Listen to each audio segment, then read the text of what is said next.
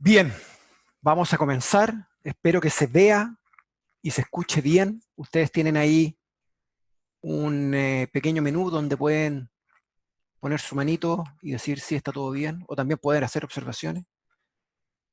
Sí, bienvenido a su feedback si se escucha y se ve bien. Con la manito pueden levantarla y eso es señal de que todo va bien. Perfecto, ahí veo manitos por todos lados. Excelente.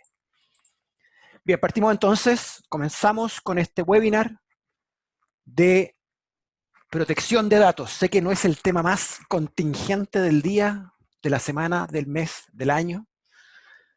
No puedo dejar pasar el tema de emergencia que estamos viviendo, la crisis en todos los países. Yo estoy aquí en España, en el epicentro, creo yo, del coronavirus y no está fácil, no está fácil el tema, pero con esperanza, sobre todo aquí que lo estamos pasando muy mal, de que esto se arregle lo antes posible. Así es que todas las mejores vibras. Y bueno, antes de comenzar también, esperar que todos ustedes estén bien y sus seres queridos y a cuidarse. Sé que muchos de la audiencia es de América Latina. Les pido por favor que esto es muy serio y que hay que cuidarse y que hay que aislarse, como lo hemos hecho acá hace ya 10 días.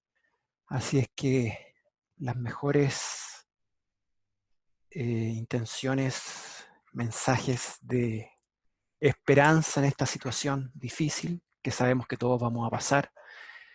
Y es responsabilidad de cada uno, no de los gobiernos, no de las instituciones sanitarias, sino que de cada uno de portarse bien y aislarse hasta que la tormenta pase. Bien, vamos entonces con el webinar, que es la protección de datos, regulaciones y mejores prácticas para empresas. Este es un tema muy candente que nosotros tenemos que sacar al aire porque somos máster base, manejamos bases de datos, entonces tenemos que protegerlas, tenemos que ayudar a nuestros clientes a protegerlas porque es, creemos, un aspecto muy relevante y estratégico para las empresas hoy. Factores de higiene antes de empezar el webinar. Primero, revisen bien el audio, ya lo revisamos. Usted estará en modo silencio, pero eso no significa que no puedan interactuar. Lo van a hacer a través de distintas formas. La más importante es el chat. En ese chat ustedes pueden hacer sus consultas y al final del webinar nosotros las vamos a tratar de responder de acuerdo al tiempo y la cantidad de preguntas. Vamos a generar un par de encuestas, de hecho una sola para medir un poco la audiencia en que están.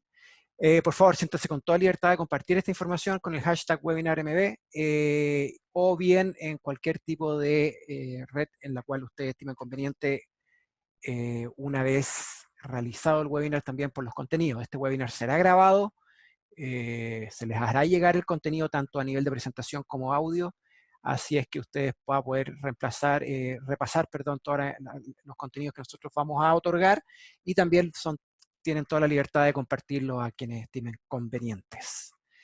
¿Quiénes son los exponentes? Bueno, Macarena Gatica, abogado senior de Alessandri. Macarena, si estás para poder saludar. Hola, buenos días y buenas tardes a todos. Gracias Alejandro por la invitación y me uno mucho a las palabras que dijiste, son momentos difíciles. Esperamos que todos los que están hoy día conectados, sus familiares estén bien y nada, cuidarnos. Unas palabras breves acerca de Alessandri. Es un estudio de abogados en Chile que tiene más de 125 años de trayectoria. Y yo lidero el área de protección de datos, ciberseguridad y tecnología, ¿ya? Y además, anteriormente fui la gerente legal de Masterbase, por lo tanto, con ellos me introduje hace mucho tiempo ya en todo el tema de protección de datos. Bien, muchas gracias Macarena. Seguimos aquí. Bueno, yo Alejandro Durán, el Chief Marketing de Masterbase.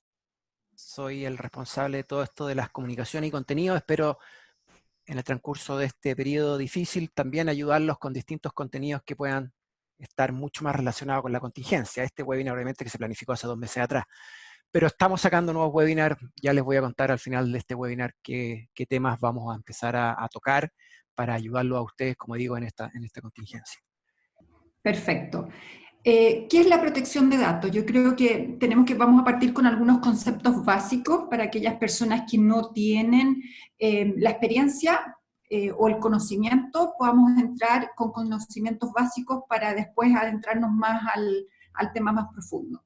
Bueno, ¿qué es la protección de datos? La protección de datos como tal esto quizás un poco jurídico, pero es una garantía constitucional, ¿ya? La mayoría de los países está consagrado ya a nivel de constitución y es un derecho fundamental que tenemos todas las personas naturales. En algunos países se le reconoce a las personas jurídicas los datos personales, pero son bastante escasos. Por lo tanto, quedémonos con la regla general, que es el derecho fundamental que tenemos todas las personas naturales, es decir, todos nosotros, y que nos permite disponer de nuestros datos personales, es decir, tomar decisiones respecto a quién los comparto, con qué finalidad, hasta cuándo, y también de alguna manera poder oponerse a los tratamientos de datos que se hagan, el tratamiento que se haga de nuestros datos. ¿Qué son las leyes de protección de datos? Bueno, ya vamos a ver desde cuándo se originan las regulaciones, pero básicamente son los marcos legales que van señalando cómo podemos usar estos datos, ¿ya? Y qué derecho qué derechos tenemos los titulares para poder ejercer frente a abuso y frente a un uso común que puedan hacer empresas o personas de nuestros datos. Perdona, vi que hubo un problema de audio cuando estábamos haciendo la encuesta. No sé si se alcanzó a reflejar los datos del resultado, Macarena. Sí, se reflejaron, sí se Ah, reflejaron. perfecto, perfecto. Sí. Vamos, sí.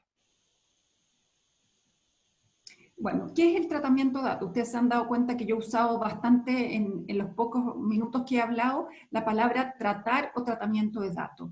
Cuando nos referimos a tratar datos, hace referencia a todo lo que podemos hacer con los datos personales, es decir, desde que los captamos, los segmentamos, los organizamos, hasta que los elimino, ¿ya? O simplemente si yo los guardo. ¿Por qué digo eliminar? Fíjense que yo sé que hay personas de distintos países, pero en Chile tenemos una ley bastante antigua y bastante básica y con muy poca jurisprudencia. Pero de la poca jurisprudencia que hay, existe una sentencia de la Corte Suprema donde sanciona a un banco por ser negligente al momento de eliminar los datos. Estos contrataron a un proveedor para eliminar datos físicos, es decir, cartolas impresas de cuentas correntistas, y este proveedor no encontró nada mejor que botarlo en una carretera y obviamente los datos se filtraron y el banco fue condenado por ser negligente al momento de tratar los datos y más específicamente al momento de eliminarlos. Pero quedémonos con la idea que es todo aquello que podemos hacer con los datos. En términos bastante generales, las categorías de los datos son dos. Los datos personales es toda aquella información relacionada con una persona natural identificada o identificable. Ojo con esto, identificable, porque les voy a poner un ejemplo. Tenemos un sitio web, un e-commerce, y yo veo que hay un IP que está navegando, ¿cierto? Y que está viendo, por ejemplo, los zapatos que se venden a través de este e-commerce. Ese IP y todo el comportamiento que genera ese IP es un dato personal. Sin embargo, yo no sé quién es la persona, por ejemplo, no sé que efectivamente es Macarena Gatica la que está navegando, pero sí voy capturando esa información a través de cookies en mi sitio web.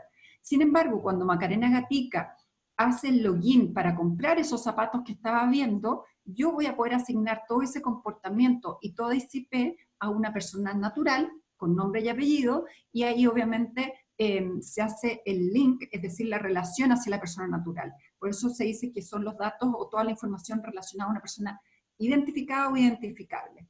Los datos sensibles, yo cuando hago clases y cuando hago estos webinars, yo les digo, miren, yo no quiero que ustedes sean expertos de datos. Lo que quiero es que de alguna manera tengan conceptos básicos que les permita identificar aquellos procesos que impliquen mayor riesgo y cuestionárselos. Y en ese sentido, los datos sensibles son aquellos que nos llevan a discriminar, como son el género, los hábitos personales en Chile también son considerados sensibles, la raza, la ideología, es decir, la religión, las opiniones políticas y la conducta sexual. Pero básicamente es aquello que nos lleva a una discriminación. ¿Y cuál es la razón por la cual la ley o las distintas regulaciones diferencian entre un dato personal y un dato sensible? Es porque la ley está señalando, usted al dato sensible no me lo puede tratar de la misma forma que un dato personal, porque obviamente el dato sensible, si se llega a filtrar, el efecto, las consecuencias son mucho más graves que las de un dato personal. Bueno, ¿qué datos están protegidos por la ley? En términos generales, todos los datos personales y sensibles, ¿ya? Sin embargo, hay excepciones, donde aquellas que la ley señala, bueno, usted puede tratar datos sin que se requiera un consentimiento expreso, cuando estamos hablando de datos estadísticos, que generalmente son anónimos, y aquellas fuentes de acceso público. Las fuentes de acceso público son aquellas que no existe restricción para poder acceder a los datos que son administrados o gestionados a través de esas fuentes. Si bien está en inglés esta gráfica, la queríamos mencionar porque implica cuál es la gravedad o la sensibilidad, lo crítico de un dato frente a otro, ¿ya? Y obviamente que ahí va involucrado el nivel de cuidado, el nivel de riesgo que implica la filtración de estos datos y cuál es la regulación que la ley le va a dar a unos u otros, como lo señalé anteriormente.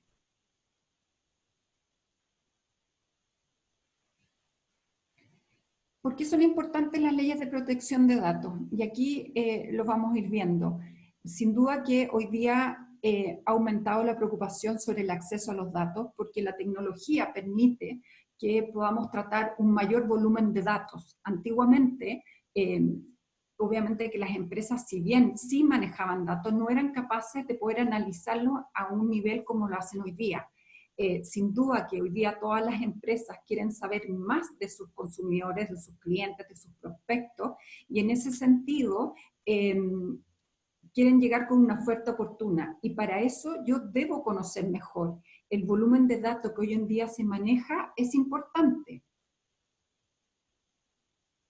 Como lo decía, las nuevas tecnologías dan mayor relevancia también a las consideraciones de la privacidad, porque sin duda que puedo captar mucho más información. Hoy día pues, tenemos, por ejemplo, nuestros teléfonos móviles, van captando información de las diferentes aplicaciones que tenemos, tanto desde datos biométricos, por ejemplo, cuando activamos nuestro teléfono para acceder a la aplicación del banco, también nuestra geolocalización. Como ven, ya no se trata solamente de mi nombre, de mi correo electrónico, sino cada vez estamos captando una mayor cantidad de datos. Bueno, y sin duda, el nivel de tecnología y de desarrollo tecnológico también hace que existan mayores riesgos de filtración. Incluso hoy día, a raíz del coronavirus y el teletrabajo, el trabajo remoto, el trabajo a distancia, se ha visto cómo han aumentado los ataques de ciberseguridad y también, obviamente, implica un desafío de los empleadores también de proveer herramientas y también de controlar cómo se está efectuando el trabajo. Y eso también implica mayores riesgos de violación de la privacidad, como también mayor acceso a datos y a la privacidad de las personas.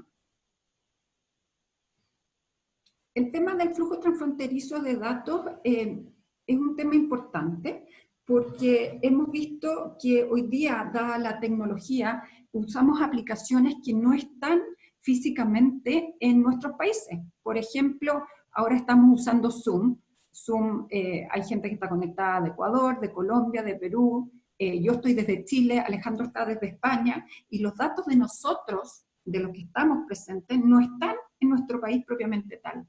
Y eso significa el flujo transfronterizo de datos, es decir, el tratamiento de mis datos, yo, chilena, está siendo llevado a cabo en otro país. Bueno, ¿a qué ley se sujeta ese tratamiento de datos? A eso se refiere el flujo transfronterizo de datos, ¿ya? Son datos que van viajando de un país a otro. Obviamente que hay muchas empresas, sobre todo en aquellos países en que no contamos con una adecuada protección de datos, que es necesario que adopten las medidas necesarias, ¿ya? Sin duda tenemos a Europa, donde está Alejandro, con el estándar más alto, pero es necesario y es parte de lo que hay que hacer, porque el gran daño que sufre una empresa es el daño reputacional. Y sabemos que el daño reputacional es muy difícil reparar, aun cuando sea una empresa que tenga un presupuesto muy alto. El daño en la imagen, ya hemos visto a raíz de, por ejemplo, de ataques de ciberseguridad, el daño que han sufrido desde Equifax en Estados Unidos, Target, British Airways hace un par de años atrás, y obviamente los escándalos de protección de datos, sin ir más lejos, ¿cierto? Facebook, todos lo conocemos y miren el daño que lo provocó. Cada día más los clientes se preocupan de que sus datos sean tratados por aquellas empresas que realmente ellos han autorizado y de acuerdo a las políticas que en su momento se les informó. Además, esto da lugar a multas bastante altas en caso de infracción y también de indemnización de perjuicio. Por lo tanto, siempre tenemos que tener dentro, digamos, de nuestra evaluación de riesgo los posibles demandas que puedan existir, ¿ya? Y sin duda que los clientes hoy día se preocupan mucho de que solamente sean contactados por aquellos a quienes han sido autorizados. Y bueno, lo que hablábamos antes, la globalización de los negocios y también de las herramientas que podamos utilizar para hacer el tratamiento de datos. Obviamente la regulación global está en expansión. Algunos países incluso han adoptado el GDPR como un estándar universal. Vemos, por ejemplo, que a través del convenio 108, lo que hacen es decir, yo me adhiero al estándar europeo. Y así, por ejemplo, lo ha hecho Uruguay, ¿ya? Y en Estados Unidos, la normativa que entró a regir en California este año, también hace lo mismo, tiende a regularizar. Ayer, haciendo clases en la universidad, alguien me decía, pero bueno, ¿no sería mejor que tuviéramos un estándar universal, que todos nos adecuáramos al GDPR? Sin duda, así tendríamos un estándar uniforme. Sin embargo, para algunos países, para algunas empresas, llegar a ese estándar es muy costoso. Implica un salto muy grande de adecuación, por lo tanto, son decisiones a nivel país que no son tan fáciles de adoptar, y menos hoy día con las condiciones que estamos. Las sanciones, claro, han ido subiendo enormemente. Tenemos, por ejemplo, el reglamento europeo que establece una multa máxima asociada incluso a los ingresos de la empresa el año anterior, y puede llegar al 2 o 4% de los ingresos. Pensemos lo que es eso, y los ingresos, es decir, no estamos hablando del bottom line de los estados financieros, sino de la facturación de la empresa. En Chile, por ejemplo, el proyecto de ley que está hoy día en el Congreso habla de 10.000 unidades tributarias mensuales, que vienen a ser como $1 millón, o el 8% de las utilidades que la empresa tuvo el año anterior, cuando son infracciones que hay dolo o involucran datos sensibles, para que vean. Ahora, el daño no solamente, como lo señalé, es esta multa que impone el órgano, la Agencia de Protección de Datos, también va a ir asociada a una indemnización de perjuicio, y por último tenemos el daño reputacional. Por lo tanto, una infracción a estas normas puede ser sumamente costosa para la empresa, y por eso es importante evaluar el riesgo. Sin duda, tenemos que nuestro foco tiene que estar en establecer normas para poder, a nivel de las empresas, protocolos que permitan tener una adecuada seguridad de la información y también de la privacidad. ¿Cuál es el origen de la protección de datos? Esto es lo que les mencionaba respecto de Europa. Europa tiene ya bastantes años, desde el año 48. Esto yo creo que no todo el mundo lo sabe, pero el gran tratamiento de datos, el primer gran tratamiento de datos, lo hizo IBM a través de esas tarjetas que están viendo ustedes, las tarjetas perforadas Hollerith, que permitían un volumen importante de datos, procesar volúmenes importantes. El primer cliente de IBM con estas tarjetas fue el Censo de Estados Unidos en los años 30, y posteriormente fue el Tercer Reich, es decir, el gobierno de Hitler, y a través de este sistema permitió ubicar rápidamente las poblaciones de judíos en Europa, ¿ya? A raíz de esto, después de la guerra, la Declaración Universal de los Derechos Humanos en el año 48, se protege la vida privada de las personas, y concentrándola en la persona, ¿ya? Y por eso digo, Europa tiene, imagínense, desde el año 48, desde la Segunda Guerra Mundial, que ya sabe que no debiéramos inmiscuirnos mucho en la vida privada de las personas sin su consentimiento, y ya saben a lo que puede llegar. Por lo tanto, Europa ha tenido una evolución de más de 60, 70 años en esto, y Latinoamérica es recién desde los años 90 o incluso del año 2000 hacia adelante.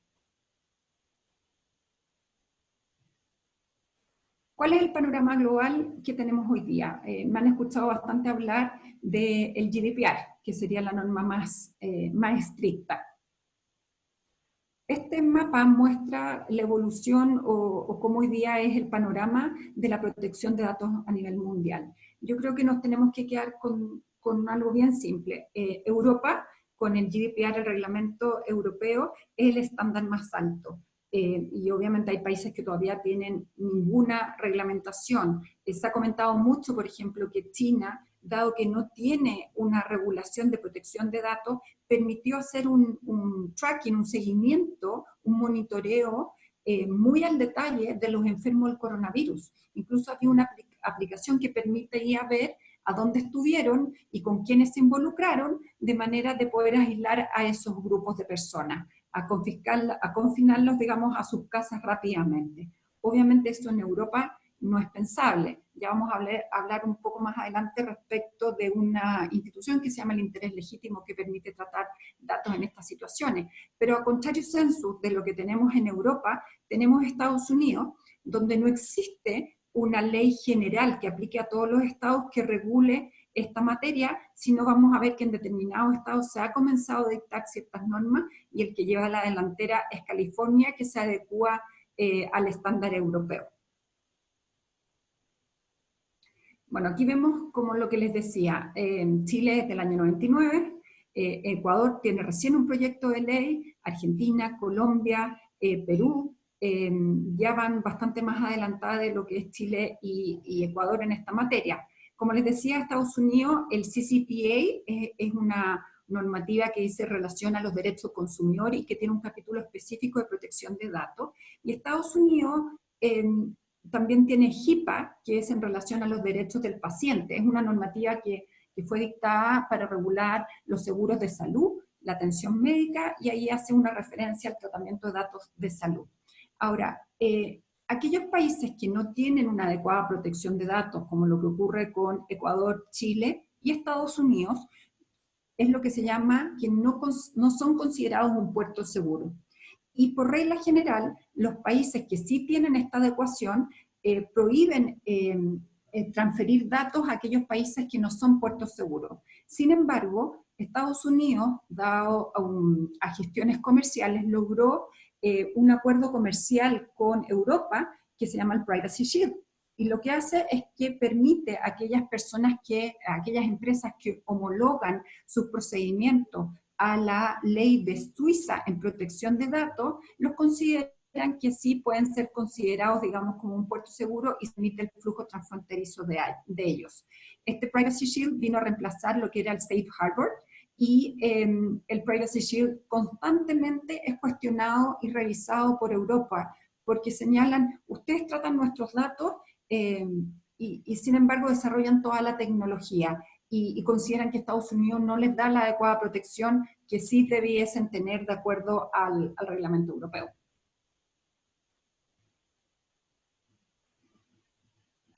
Bueno, esto seguimos haciendo un análisis digamos, del panorama mundial. Europa lleva la delantera, en Norteamérica, Canadá también le gana, digamos, a Estados Unidos, Centroamérica ya también va avanzando, y Latinoamérica, los que vamos quedando atrás, es Bolivia, Ecuador, Chile, y Argentina tiene un proyecto de ley que tiende a modificar hacia todavía más estricto hacia el reglamento europeo, y Chile también estaríamos ya con el proyecto de ley adecuándonos a los estándares más internacionales, lo que hace también Perú y lo que ha hecho también Colombia.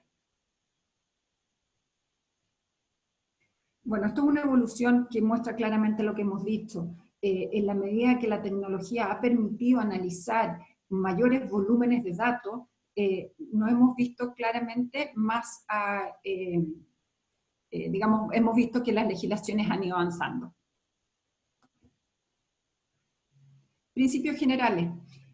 Bueno, el principio general es que yo, para poder tratar los datos de una persona, sea datos personales o datos sensibles, requiero el consentimiento. Y este consentimiento tiene ciertas características. Tiene que ser expreso, previo, es decir, previo a que yo capte los datos, libre, es decir, no debe haber una presión o una oferta a cambio de que me entregue los datos, debe ser informado. Yo, como quien trata los datos, como responsable, debo informar para qué voy a usarlo, y esta autorización tiene que ser específica y además inequívoca. Esto inequívoco es que no exista duda que la intención de esa persona fue aceptar la política de privacidad, aceptar el tratamiento de sus datos, y no, por ejemplo, comprar una lavadora o registrarse en una red social, por ejemplo. Existen otras fuentes del tratamiento de datos, claro, está el contrato y también está la ley. Algunas veces la ley nos permite tratar datos, por ejemplo, cuando existe un registro de antecedentes penales de todas aquellas personas que han sido condenadas, o bien el registro civil, que lleva el registro de todos los matrimonios, los nacimientos, las defunciones, los divorcios. Esos tienen su origen en la ley, no requiere el consentimiento de una persona. Y el contrato, por ejemplo, puede ser un contrato de trabajo, del cual emana la necesidad tal de que yo, sin la autorización, es decir, sin tratar estos datos, no puedo dar cumplimiento al contrato. Las normativas más modernas, todas contemplan un órgano de control, es decir, existe una agencia de protección de datos que tiene por objeto velar por el cumplimiento de la norma y también su fiscalización, y como tal puede aplicar multas y otro tipo de sanciones. Los derechos ARCO, la sigla significa acceso, rectificación, cancelación y oposición. Estos son los derechos que tenemos, todo titular de datos tiene este derecho. El primero es preguntar qué información tiene usted de mí y cuándo yo le di el consentimiento para poder tratar los datos. Por eso es básico que si yo voy captando consentimiento, los tengo que guardar, porque es la forma como voy a probar que efectivamente esa persona sí me autorizó el tratamiento de datos. La rectificación, yo siempre digo, este es el sueño dorado de los marqueteros, que la gente los contacte para rectificar sus datos para que puedan seguir en contacto con ellos. La cancelación, es decir, eliminen los datos, y la oposición es que yo ejerzo mi voluntad de oponerme al tratamiento de datos que una determinada institución esté realizando de mis datos. Es importante distinguir entre el responsable y el encargado del tratamiento de datos. Por ejemplo, el responsable es una empresa que vende una marca de autos, por ejemplo, hablemos de Toyota, y que contrata a una agencia de marketing para que haga el evento de lanzamiento del nuevo RAP que va a lanzar, por ejemplo. Entonces, claro, la base de datos es de Toyota y yo se la entrego a esta agencia de marketing para que organice el evento. Y quien determina qué se hace con esa base de datos es el responsable, y el encargado solamente la va a poder utilizar para la finalidad que yo le he mencionado. Es decir, esa agencia no puede compartir estos datos con otros clientes ni para otros fines, y por eso es muy importante tener presente el contrato que yo celebro con ese proveedor, ¿ya? Y en esto, cuando hablo de proveedores que intervienen en el tratamiento de datos, yo creo que si ustedes, después de terminado este webinar, hacen un chequeo en su empresa, se van a encontrar que existen proveedores que tratan datos de clientes, de accionistas, del directorio, de los trabajadores de la compañía, de proveedores, un sinfín. Y respecto de todos ellos, hay que revisar cómo ese proveedor está participando en el tratamiento de datos.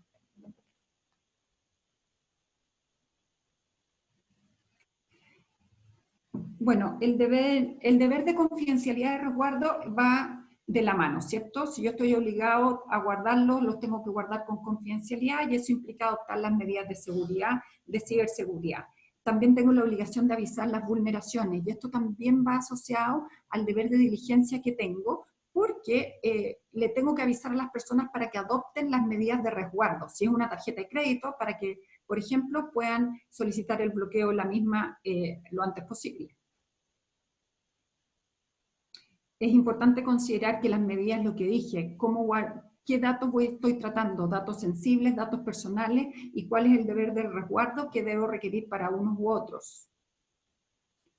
las altas multas, lo he mencionado. No es que les meta susto, pero estos son, lo vemos en todas las legislaciones y son cosas que las multas no van a decrecer, sino van a ir en aumento. El privacy by design and by default significa que yo debo tener presente la privacidad de los datos siempre que voy a proponer un nuevo proyecto, un nuevo proveedor, una nueva aplicación que voy a contratar. Siempre debería considerar el riesgo que implica tratar los datos en ese proyecto. El flujo transfronterizo de datos, yo creo que ya lo mencionamos, la importancia que esto tiene y que por regla general está prohibido cuando se trata de países que no tienen el debido resguardo, salvo que se cumpla con determinadas excepciones que señalan la misma normativa.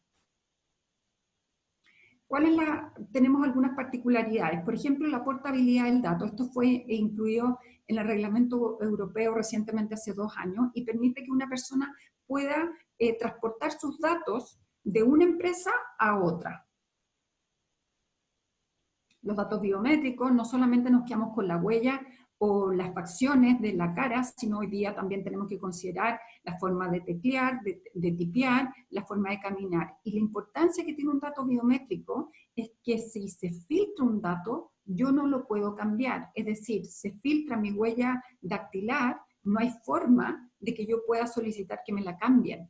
Por lo tanto, la gravedad de la filtración de un dato biométrico es sumamente importante, produce consecuencias fatales y por lo tanto el daño es cierto. Los datos biológicos y genéticos, estos han sido incorporados recientemente. Cuando hablamos de biológico y genético, fíjense que ya no hablamos de datos de salud, porque no solamente hace referencia a un estado de salud, sino, por ejemplo, a mi ADN o alguna característica genética que una persona tenga. El derecho al olvido, si bien se relaciona con la protección de datos, aquí estamos frente a otra garantía constitucional que dice relación con la libertad de informar, la libertad de expresión.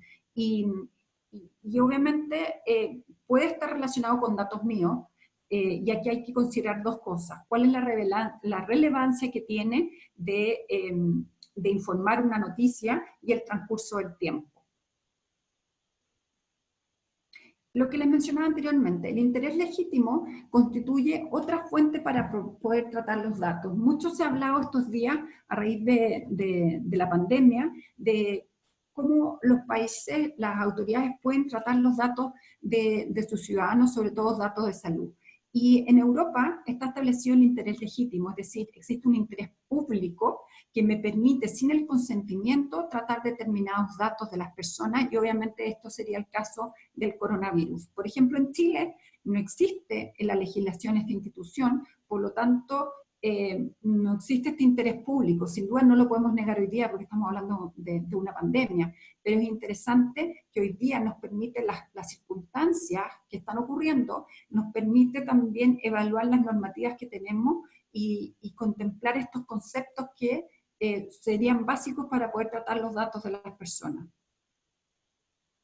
El desequilibrio extensible también es una institución que está presente en el GDPR y hace referencia a aquella desigualdad que existe cuando quien está tratando los datos es el gobierno. En el proyecto de ley chileno también se contempla, pero todavía está en discusión el alcance y la interpretación que se le tiene que dar a esta norma, porque no ha sido el concepto del reglamento europeo el que se está tratando de dar. Tratamiento a menores de edad, obviamente, esto está contemplado en varios países, donde se contempla, tanto en Perú como en Colombia, que se requieren determinados requisitos para poder tratar los datos de los menores de edad, y lo mismo hace el reglamento europeo. El DPO es el encargado de protección de datos, o Data Protection Officer, y significa aquella autoridad que debe existir en las empresas y es aquella persona que va a estar encargada de la protección de datos. Vamos al reglamento europeo, aunque ya hemos ido avanzando bastante en algunos términos. ¿Qué datos protege? Protege todos los datos, todo lo que hemos hablado, la información de contacto de una persona, de identidad, biométrico, la política, cuál es, digamos, mi orientación sexual, absolutamente todos estos datos. Los aspectos más relevantes tenemos en primer lugar el consentimiento explícito, lo que hablábamos anteriormente. Es fundamental contar con el consentimiento de una persona para tratar sus datos, ¿ya? Aquí vemos un ejemplo. Lo importante y como buena práctica es que el checkbox venga en blanco, porque tiene que haber una actitud positiva de la persona al hacer check de que está autorizando la política de privacidad. Aquí vemos otro ejemplo donde uno cumple con el reglamento europeo y el otro no. En el reglamento europeo, además, lo que se requiere es que no solamente se dé un consentimiento amplio, sino debe ser específico. Por ejemplo, si yo estoy comprando una lavadora en un e-commerce, no solamente me exijan dar mi consentimiento a la política de privacidad amplia, sino que me digan, por ejemplo, que yo solamente autorizo a que traten mis datos para el cumplimiento de la compraventa, o bien, además, que si yo quiero recibir las ofertas y si, por ejemplo, quiero recibir las ofertas de las empresas relacionadas con el e-commerce que estoy haciendo, donde estoy comprando. Los derechos ARCO, ya lo hablamos, el derecho a acceder a la información, de poder rectificar mi información, de cancelarlo, es decir, que eliminen los datos, y también poder oponerme al tratamiento de datos. El derecho a portabilidad, como lo dije, por ejemplo, pongamos el caso de un banco. Yo tengo mi cuenta, por ejemplo, en Banco Santander, y hoy día me quiero ir al BBVA. Yo tengo el derecho de solicitar que me entreguen todos mis datos en el Banco Santander y poder trasladarlos al banco BBVA, ¿ya? Y se tiene que entregar por un medio legible. El deber de proteger los datos, lo hemos señalado hasta el cansancio. No basta con que yo solicite un consentimiento. Yo tengo que realizar un cuidado continuo, porque como hoy día son medios digitales a través de los cuales yo guardo la información tecnológica, tengo que estar al día con lo que está ocurriendo. Nunca vamos a estar protegidos al 100%, pero implica un autocuidado y una autorregulación constante. Lo que hablábamos, tenemos que tener acceso seguro, las copias de seguridad, evitar la fuga, y un elemento que aquí no lo hemos mencionado es capacitar a nuestros trabajadores. Capacitar. La mayoría de los errores no son, o las filtraciones ocurren con participación de nuestros trabajadores, y fundamentalmente no porque existe la intención de causar el daño, sino por desconocimiento. Yo no sabía lo que estaba ocurriendo, apreté un link y resulta que entró un malware. Así han ocurrido en los últimos grandes hackeos, han sido así. El delegado de protección de datos, como lo hablábamos anteriormente, esta es una institución que lo contempla el reglamento europeo y también otras legislaciones aquí en Latinoamérica, y significa, esta autoridad tiene características bastante especiales, debe tener la independencia suficiente para poder controlar el tratamiento de datos que realicen las diferentes divisiones adentro de una empresa o de una institución. Depende directamente del directorio, y se entiende también que según el tamaño de la empresa, este delegado puede tener distintas funciones siempre que no sea incompatible con el cargo. Por ejemplo, no va a poder ser el gerente de informática, pero sí podrá ser, por ejemplo, el fiscal de la compañía o el oficial de cumplimiento. Bien, Macarena, muchas gracias. Ahora me toca a mí terminar esto ya con las mejores prácticas y cómo Master veis ayuda en esto. Volveremos con Macarena en las preguntas y respuestas. Por favor, hagan sus preguntas. Acá veo un par, pero creo que pueden haber muchas más preguntas. Recuerden, van a la sección preguntas de Zoom y pueden escribirla y ya al final la responderemos. Bien, mejores prácticas entonces. Primero, limpiar la base de datos de contacto. Es lo primero que nosotros tenemos un factor de higiene que recurrir siempre. Nuestra base tiene que estar limpia, nuestra base tiene que ser la mejor base posible, ¿cierto? Para no incurrir con todas las cosas que se mencionaron anteriormente. Entonces, tenemos que tener ese consentimiento explícito sí o sí.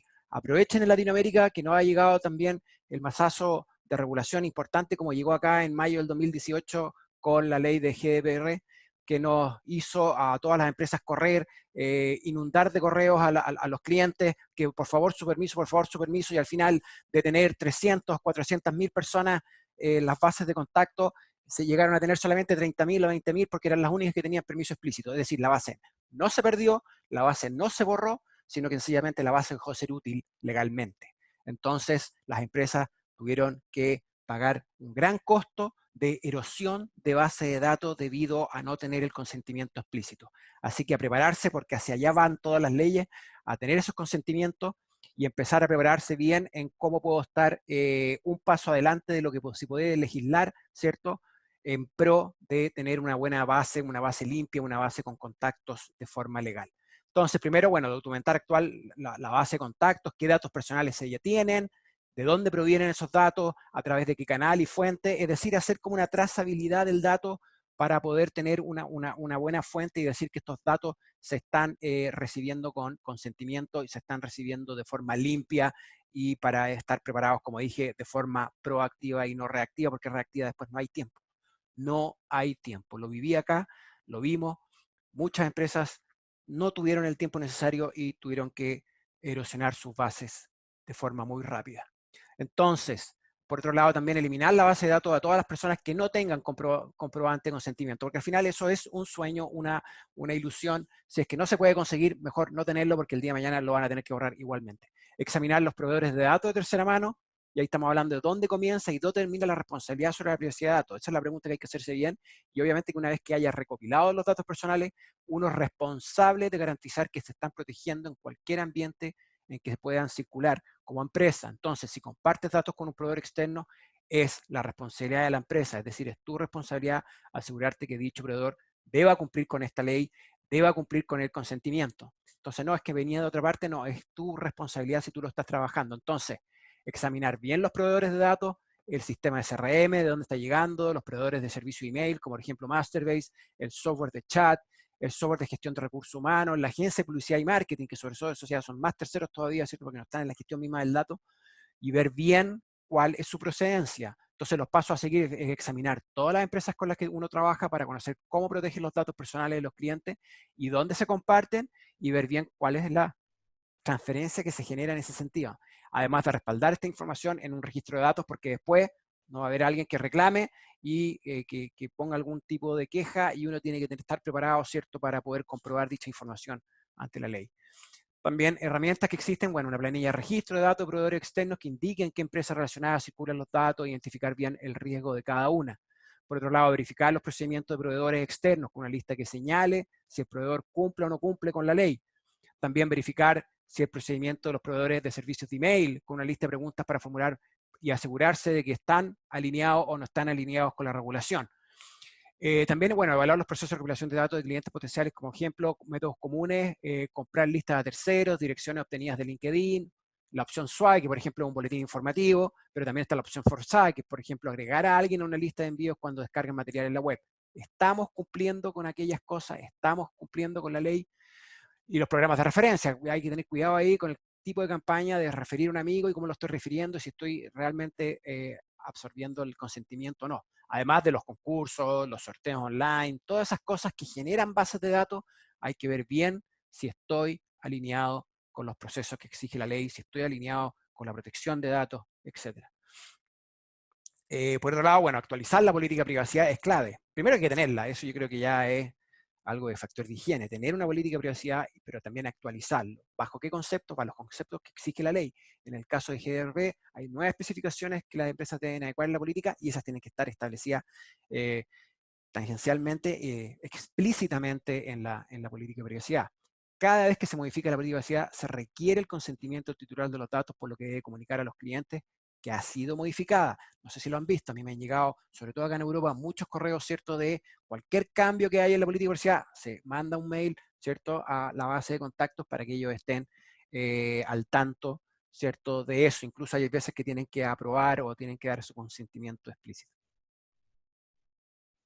Luego, promover un cambio de mentalidad al interior de la empresa. Todos tienen que pensar en el dato y en lo importante que es el dato, y en la sensibilidad del dato, y en quién es responsable y quién no del dato. Lo que se podría denominar como gobernanza de datos es algo, una política que ya se tiene que empezar a conversar en las empresas. Acá en la encuesta se vio que el 65% ya tiene alguien responsable de la protección de datos, lo que considero yo muy, muy bueno. Pensé que el dato iba a ser al revés, que solo el 35%.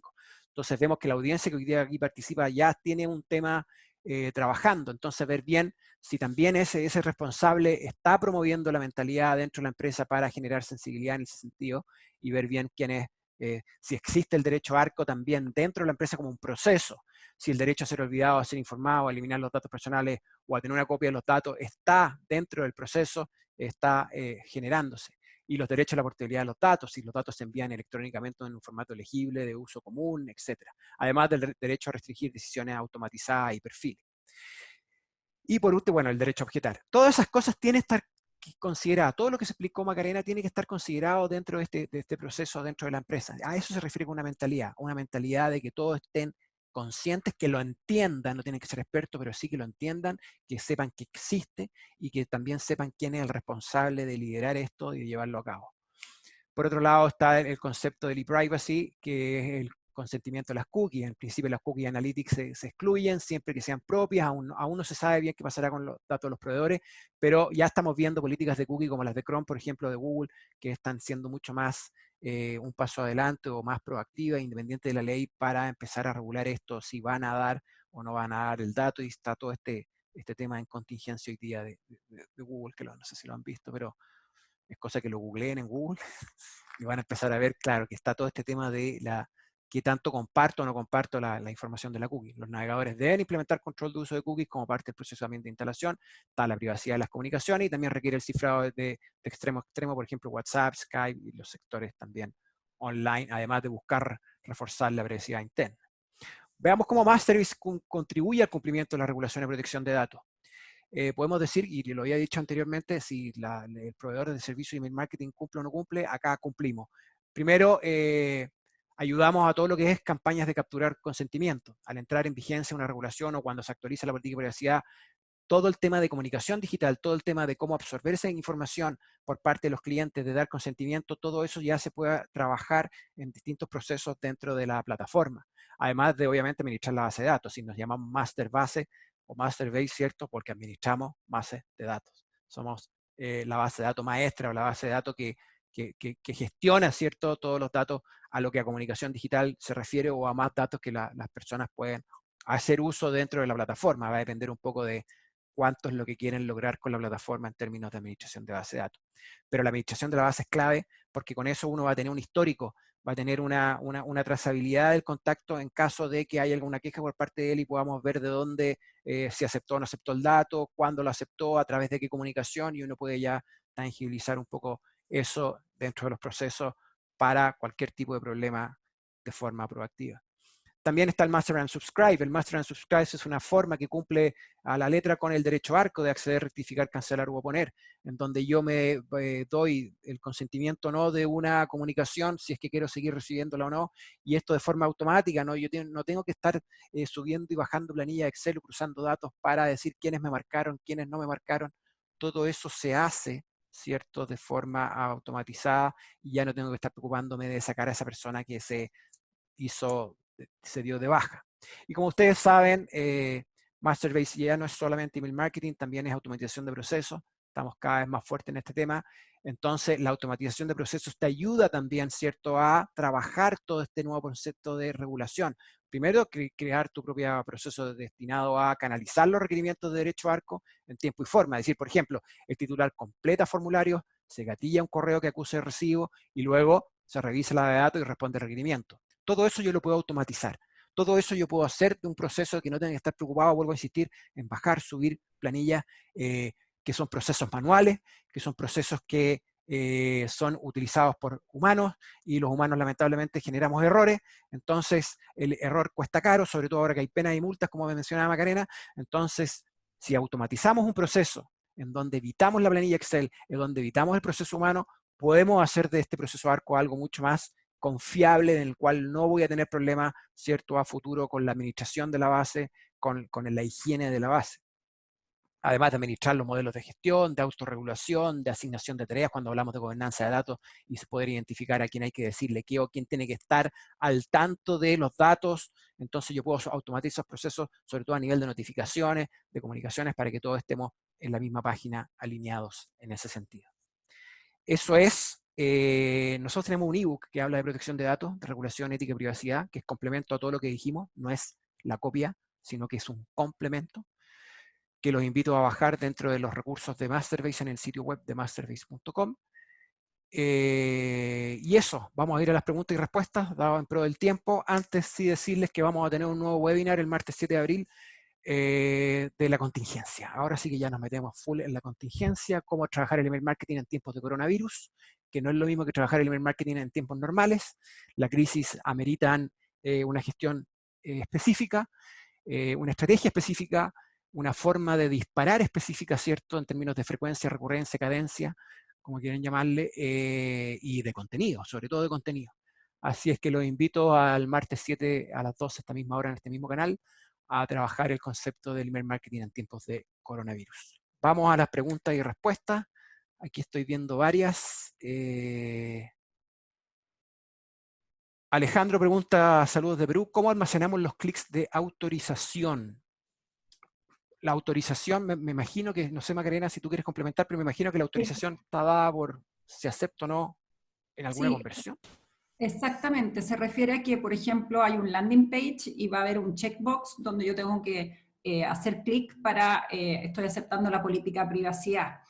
Eh, te refieres más que nada al log de aceptación. Es muy importante guardarlo, ¿ya? Eh, yo creo que lo que mencionaba Alejandro, de que con Masterbase tú puedes crear tu proceso e ir creando una base de datos donde vayas guardando todos esos logs, porque va a ser la prueba con la cual tú vas a poder acreditar que efectivamente esa persona te dio el consentimiento. Ahora, según la legislación, uno debiera guardar el nombre, el correo electrónico, el log propiamente tal, que es la hora y la fecha y hora en la cual la persona aceptó. Yo creo que sería súper interesante desarrollar un proceso que te permitiera además después responder los derechos ARCO en forma automatizada. Porque claro, si me llegan 2 requerimientos por día, no tengo problema, los hago a mano, pero cuando ya empiezan a aumentar el volumen, yo creo que es una muy buena idea que con la plataforma de procesos de Masterbase. Marcos pregunta, ¿la obtención de datos básicos mediante suscripciones vía Facebook aplica como una formalidad para que los datos sean utilizados? A ver, cuando yo lo hago a través de Facebook, intervienen 2 entes, ¿cierto? Uno es Facebook, donde yo acepté, si yo tengo una cuenta, yo tuve que haber aceptado los términos y condiciones y la política de privacidad de Facebook y venderle el alma al diablo, porque ahí ya sabemos hasta dónde llegaron nuestros datos. Y si además yo genero actividades, yo lo que debiera hacer es redirigir ese clic, ¿cierto? Porque yo voy a querer generar el tráfico hacia mi página web o hacia un landing page y ahí solicitar un consentimiento con la política de privacidad. Carla pregunta, ¿Masterbase cumple con el GDPR? Sí, sí, efectivamente. Antiguamente existía, antes del GDPR existía la directiva de reglamento, perdón, la directiva de protección de datos en Europa y en aquella época Masterbase ya se había sujeto a la directiva y luego nada más que hubo una adaptación al GDPR. Además, Masterbase presta servicios en Estados Unidos y está sujeto también al Privacy Shield. Acá Liceo dice, como contraste está Chile u otros países con las llamadas telefónicas invasivas por emails con ofertas que no son sino invasión no autorizada y molestias. ¿Dónde acudir para caerles con alguna sanción a estas invasiones? En los correos se suscribe pero invaden y siguen invadiendo. ¿A quién o a dónde quejarse? Ya, bueno, en Perú tú puedes recurrir a Indecopy, que ahí antes existía como el registro no molestar, pero hoy día ya no está. Pero en el Indecopy tú puedes ejercer los derechos que te dan la ley de protección de datos.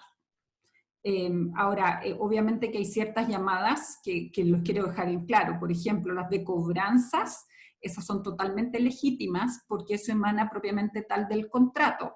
¿Ya? Es diferente que a mí me llamen para ofrecerme el último auto que lanzó Toyota, siguiendo con el ejemplo, es distinto a que me estén cobrando el auto que no he pagado, ¿ya? Porque eso emana propiamente tal del contrato y lo otro obviamente que es un tratamiento de datos que requiere una autorización propiamente tal. Los reclamos son ante la Agencia de Protección de Datos. Acá Sebastián pregunta, ¿las de suscripciones por canal deben ser específicas? ¿Puedo pedir que no me llamen más, pero que me sigan enviando emails o SMS? Es decir, por ejemplo, un CERNAC tiene un no molestar celular y no molestar email por separado. No, el CERNAC A ver, para que sepan, el CERNAC para las personas que hay de otros países, es la autoridad que protege al consumidor en términos generales. Y este año arregló o modificó el no molestar, donde las personas, es una lista de exclusiones, como las listas Robinson, o lo que antes existía en Perú, como lo señalé, donde yo me registro, pongo mi correo electrónico, mi teléfono, mi nombre y mi identificación, y digo que yo no quiero recibir más comunicaciones solamente publicitarias de determinada empresa, ¿ya? Ahora, el CERNAC lo hace en términos generales, porque se funda en un artículo de la Ley de Protección al Consumidor, donde señala que respecto a las comunicaciones publicitarias, yo como empresa debo indicar un medio a través del cual las personas se puedan desuscribir. Y una vez desuscritas, es ilegal, o una vez que ya me hayan solicitado, es ilegal continuar enviando la comunicación. Pero el CERNAC no distingue por qué canal yo estoy enviando estas comunicaciones publicitarias. Ojo que solamente son publicitarias, es decir, yo le podría decir al banco no me mande más ofertas, pero yo quiero recibir mi cartola. Perfecto. Vamos a la última pregunta, Francisco. Si una empresa no ha comenzado a regularizar sus procesos de temas de protección de datos, ¿por dónde comenzar? Mira, yo creo que lo primero que hay que hacer es identificar las bases de datos. Eso es lo primero. Veamos a dónde están, qué datos estoy manejando. Si no tengo consentimiento, en forma paralela comenzar a a redactar una política de privacidad. Alejandro, hay dos preguntas más, te las saltaste. Dime. Sergio pregunta, ¿cómo puede Masterbase ayudar a asegurarme que cuando una persona se suscribe a una comunicación, no volveré yo a mandarle un correo? Bueno, esto lo explicamos de los derechos ARCOS que cumple Masterbase con el Master and Subscribe. Es decir, hoy día Masterbase permite de forma automatizada, sin que yo tenga que subir y bajar planillas, cruzar datos, de asegurarme de que realmente no va a llegar ciertas comunicaciones a distintas personas. Entonces yo creo que eso es una buena cosa a resaltar dentro del proceso de cumplimiento de protección de datos y de no violación, ¿cierto?, a lo que se refiere a realmente aceptar el consentimiento no de una persona. Entonces en ese sentido yo creo que es muy bueno resaltar que hoy día hay herramientas ya funcionando dentro de la plataforma que te ayudan a cumplir con eso. Y por último, Francisca pregunta, ¿qué proceso automatizado es factible realizar a través de Masterbase para proteger mis datos? Bueno, ahí eso dije, dentro de los procesos de automatización uno puede empezar a hacer distintas, a ver, automatizar procesos es el cielo del límite, como se dice. Hay una cantidad de cosas que se pueden hacer que uno, es cosa de definir bien qué proceso se necesita y luego aplicarlo. Acá obviamente que son procesos bien rígidos y limitados porque es lo que la ley dice. Entonces, cualquier cosa que ustedes necesiten automatizar para evitar planillas Excel, para evitar procesos manuales, para requerir de la menos cantidad de personas posibles que pasen o manoseen los datos, que es algo muy importante, porque mientras más personas tengan acceso a los datos, administren los datos, más riesgo hay, ¿cierto?, de que los datos se escapen, de que pueda haber algún tipo de violación en los datos, robo, etc. Entonces, por eso es ideal poder automatizar los procesos de la mayor forma posible para, además de evitar errores, que haya menos gente concentrada en la utilización de esos datos y podamos también tener menos fuga, que es una de las cosas tan importantes como Macarena mencionó, ¿cierto?, de empresas emblemáticas que han tenido fuga y los problemas que han tenido a lo que a marca se refiere. Eso es, las preguntas que quedan se las responderemos por correo, prometemos. Muchas gracias por su asistencia. Recuerden el próximo webinar que vamos a tener con la contingencia del email y será hasta un próximo webinar. Muchas gracias, Macarena, por tu ayuda y por tu expertise pasado a nuestros clientes. Gracias. Gracias, Alejandro, y cuídense todos. Cuídense.